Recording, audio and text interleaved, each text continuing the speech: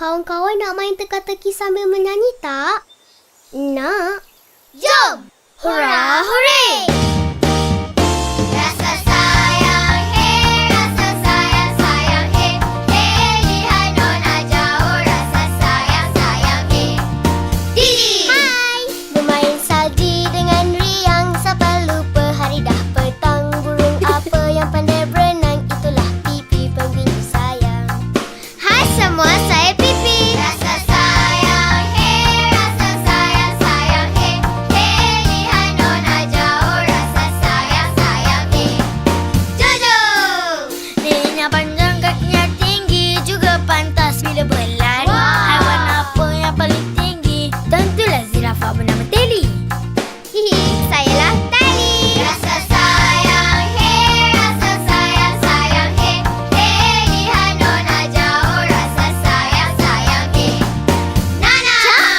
Pergi ke hutan membawa arang, pergi bersama-sama Pak Atan. Haiwan apa dipanggil orang? Itulah saya si orang hutan. Saya Pak Atan. Rasa sayang, hey, rasa sayang, sayang, hey, hey, lihat nona jauh, rasa sayang, sayang, hey. Hurra, hooray! Tengok kanan, tengok kiri, dunia ini banyak misteri. Mari berhibur sambil nyanyi, Belajar sains bersama Didi. Yeay!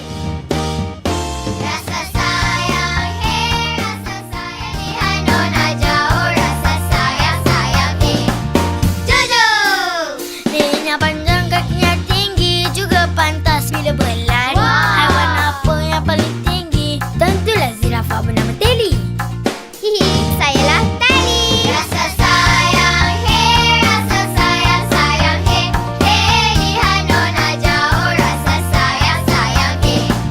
Nana!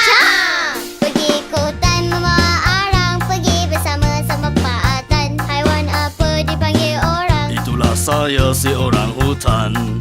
Saya Pak Atan. Rasa sayang, hey, rasa sayang, sayang, hey, hey, lihat nona jauh, rasa sayang, sayang, hey. Hurra, hooray! Tengok kanan, tengok kiri, dunia ini banyak misteri. Mari berhibur sambil nyanyi, Belajar sains bersama Didi. Yeay!